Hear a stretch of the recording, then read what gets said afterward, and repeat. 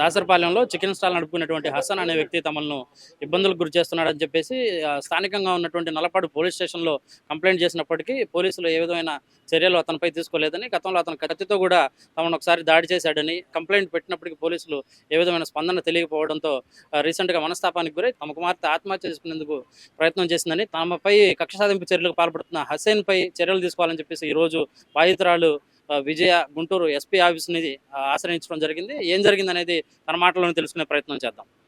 నమస్తే అమ్మా. దాసరపాలెం ప్లాట్లు సార్ మాది. 19వ తారీఖున గొడవ అయింది.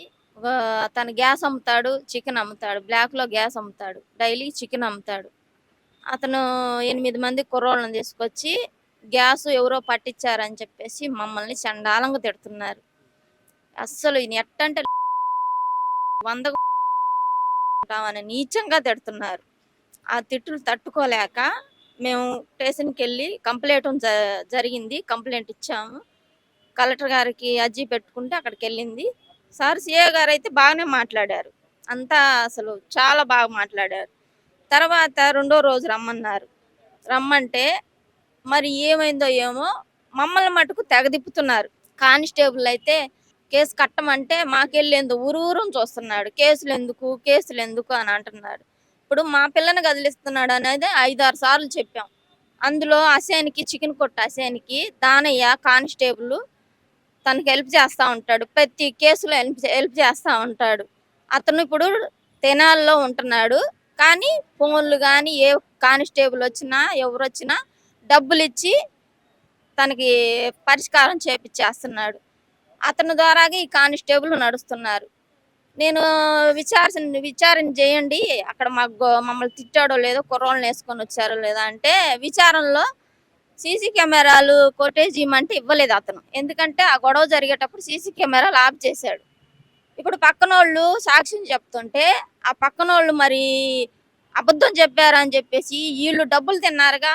వీళ్ళు వచ్చిన వాళ్ళు కానిస్టేబుల్ కామేష్ గారు, ఇంకొకళ్ళు 2 కానిస్టేబుల్ డబ్బులు 50,000 దాకా తీసుకోవటం మా కూతురు మా అమ్మ చూసింది.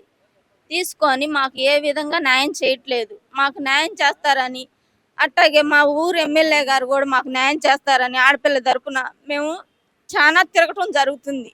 అట్లా కాకుండా ఈ 50,000 తీసుకున్న కాడ నుంచి ఇంకొద్దిగా మాకు న్యాయం జరగట్లేదు. ఇప్పుడు కానిస్టేబుల్ గారు ఏది చెప్తే అదే అంటారు కదా సిఏ గారు మటుకు అమ్మ కేసులు పెట్టుకుంటే మీరే ఇబ్బందులు పడతారు అంటే మేము ఇంకెవరు చెప్పుకోవాలి? ఎవరు చెప్పుకోవడానికి లేదు. మా వాళ్ళు ఎవరు వచ్చినా మాట్లాడనివ్వట్లేదు. వాళ్ళ మటుకు బాగా మా మీద ఇళ్ల పక్కన వాళ్ళు వచ్చి చెప్తే ఇళ్ల పక్కన వాళ్ళకి ఏం సంబంధం సార్, ఇందులో లేరు, అది జరిగింది మా ఇంటికాడ, వాళ్ళ ఇంటికాడ వాళ్ళు వచ్చి మాట్లాడుతుంటే చక్కగా ఎస్ఐ గారు కూర్చొని ఇలా చేయండి అని కానిస్టేబుల్ గారు, ఎస్ఐ గారు అలా చెప్తున్నారు. మా బాధ అనేది పట్టించుకోవట్లేదు.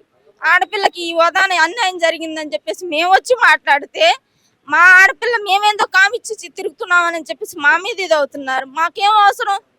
పిల్లని పెట్టుకొని మమ్మల్ని ఎట్టు తిడుతున్నారని మాకేం అవసరం? న్యాయం జరగలేదు కాబట్టి అక్కడి నుంచి ఇక్కడికి రావడం జరుగుతుంది. అక్కడే న్యాయం జరుగుతుంది. మేము రావుగా రోజు కేసు కడతామంటారు, బైండోర్ అంటారు, ఏమీ లేదు. వాళ్ళ కాడ లంచాలు తీసుకున్నారుగా, అందుకని చేస్తున్నారు.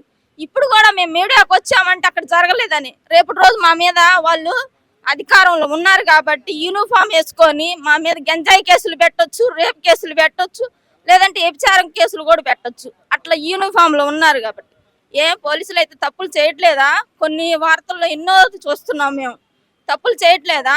మేము చేస్తున్నాం అని చెప్పేసి మా మీదే మేము డబ్బులు పెట్టలేమండి. మేము చేసుకుంటే 200 వస్తాయి, 300 వస్తాయి. అమ్మాయి డైలీ పనికి వెళ్ళిద్ది, 300 తెచ్చిద్ది. ఈ స్టేషన్లకు తిరగటానికే ఛార్జీలు అవుతున్నాయి. మీకు పెట్టే అంత 50,000, 30,000 మేము పెట్టలేము. చిటికేస్తుంది తన భార్య, ఎంతైనా పెడతాను నేను లేపేస్తా, దారిని పోతుంటే ముక్కలు నరుకుతామని మాట్లాడుతున్నారు. అదేమంటే నమ్మట్లా సిఏ గారు. అమ్మ అందులో అదేంది అపోహలో ఉండమాకమ్మా, నిజంలోకిరా. ఇవన్నీ ఎందుకు చేస్తారని అంటున్నాడు. నా బిడ్డకి ఏమన్నా అయితే నా కడుపు కోత, నేను కన్నా, నా బాధ నాకు తెలిసింది. నా కళ్ళ ముందు కదిలిచ్చినా కూడా నేనేం చేయాలి?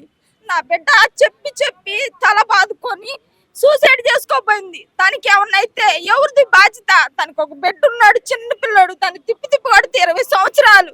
ఆ చిన్న పిల్లడు ఎవరు చూస్తారు?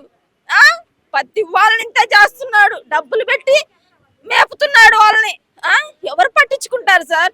నా బిడ్డ చచ్చిపోతే ఎవరు మా పరువు పోయింది. టెస్టులో ఏ న్యాయం జరగట్లేదు. అదేమంటే నేను హాస్పిటల్ నుంచి రాగానే నేను కానిస్టేబుల్ గారికి చేస్తే రామ్మా కేసు పెడతాం రామ్మా కడతాం రామ్మా అని ఇప్పుడు తిరుగుతున్నారు. ఇప్పుడు వాళ్ళు చేస్తున్నారు. ఆడపిల్ల అంటే మీకు అంత చులకనగా కామిచ్చి తిరుగుతారా? ప్రాణం పోయేదాకా చేసుకుంటుందా? మీకు ఆ మాత్రం తెలియట్లేదా? ఆడపిల్ల ఎందుకు చేసుకుంటుంది వచ్చే ప్రయత్నం? అది నిజం కాబట్టే. మాకు అంత అవసరం లేదు. వాళ్ళ కూతురు కాలేజీలో చదువుతుంది నజ్మా అన్న అమ్మాయి, వాళ్ళ కూతురు చికెన్ కొట్టాసేని కూతురు. ఆ అమ్మాయి వాళ్ళ నాన్న మీద ఏమన్నా చెప్పడానికి స్టేషన్కి వెళ్తే ఆ అమ్మాయికి బాగా నేర్పించాడు ఆ దానయ్య. మాటకు ముందు మాకు మేనల్లుళ్ళు ఉన్నారు, 2 మేనల్లుళ్ళు. చిన్న 17 సంవత్సరాల పిల్లడు. ఇప్పుడు మాకు ఆపదంటే వాళ్ళు వస్తారు చూస్తారు. చేయబారు లాంటి పిల్ల కదా నా పిల్ల. నేనేమన్నా నా అల్లుళ్ళు ఏమన్నా కదిలిస్తే తీసుకెళ్ళి ఎవరిదైనా సరే తీసుకెళ్ళి లోపలేసేయండి. టెస్టులు గిట్లు చేపించి రేపు చేశారన్నా అని ముందుకు వస్తుంది.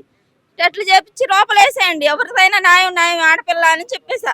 ఇదిగో నాకు సాక్ష్యం. అతను ఎట్టట్ట ఘోరాలు చేస్తున్నారు. నా బిడ్డ సావటానికి కారణమైంది. ఆ అమ్మాయిని కూడా అడగండి ఎంత బాధ పెడుతున్నారు.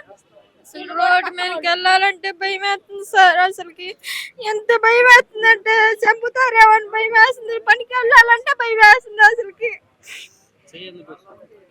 వీళ్ళు కానిస్టేబుల్ అసలు తారుమారు చేస్తున్నారు సార్. అసలు కేసు పట్టించుకోవట్లేదు సార్. అసలుకి నాకు భయం వేస్తుంది సార్. ఆడని చేస్తారని భయం వేస్తుంది సార్.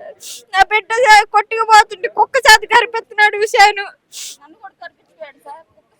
ఏం చేయాలో అర్థం కావట్లేదు సార్. వీళ్ళు కేసు పట్టించుకోవట్లేదు. కడతాం అంటున్నారు సార్. అసలుకి పచ్చి పూతులు పెడుతున్నారు.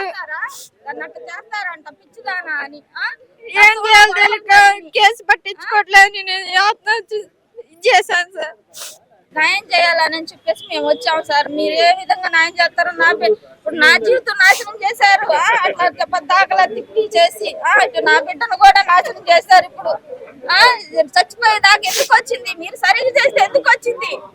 దానికి ఎంత ఇదైపోయింది. రోజు అనుభవిస్తుంది. కళ్ళు తిరిగి రక్తం పోయి ఎంతో ఒక్కసారిగా పోయితే అంత బాధ అనుభవించేది కాదేమో.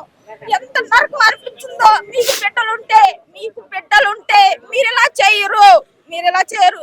మా ఊరు ఎమ్మెల్యే గారు మాకంతా న్యాయం చేస్తారని ఎస్పీ గారు గాని, కలెక్టర్ గారు గాని, డిఎస్పీ గారు గాని వీళ్ళందరూ న్యాయం చేస్తారని తన మీద ఎటువంటి చర్యలు తీసుకుంటారో ఇంకా మీకే వదిలేసాం.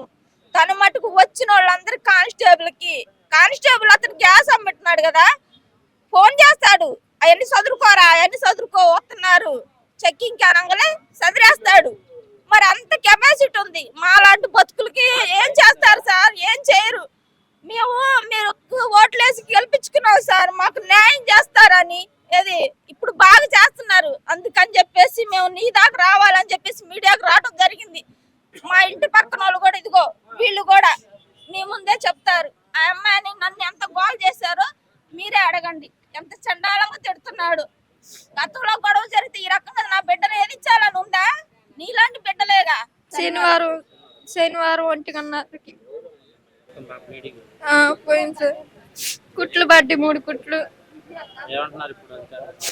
పట్టించుకోవట్లేదు సార్. అసలు కేసు పట్టించుకోవట్లేదు. కేసు కడతాం అంటున్నారు కానీ కట్టట్లేదు. మేము చేసుకుంటేనే తినాలి సార్. అసలుకి నేను మామూలు పత్తి మిల్లుకి వెళ్తా సార్. కల్లోలో అక్కడే ఊరి పక్కనే ఉంది. మాకు న్యాయం జరగాలి సార్. కేసు కట్టాలి సార్. వాళ్ళు 4 రోజులుగా పోలీస్ స్టేషన్ చుట్టూ కాళ్ళెరిగేలా తిరుగుతున్నప్పటికీ ఎలాంటి యాక్షన్ తీసుకోవట్లేదని బాధితురాలు వాపోతున్న పరిస్థితి. తన ఆత్మాభిమానం దెబ్బతిని చివరికి ఆత్మహత్య చేసుకునే ప్రయత్నం చేసినట్లుగా తాను ఈరోజు తెలియజేస్తా ఉంది. అధికారులు త్వరగా స్పందించి తనపై కంప్లైంట్, ఎవరైతే హుస్సేన్ తమని ఇబ్బందులకు గురి చేస్తున్నాడో ఆ హుస్సేన్ పై చర్యలు తీసుకోవాలని చెప్పేసి బాధితురాలు దేవకి మరియు వారి అమ్మగారు కోరుకుంటా ఉన్నారు. కెమెరామ్యాన్ అనిల్తో భాషా, సుమన్ టీవీ, గుంటూరు.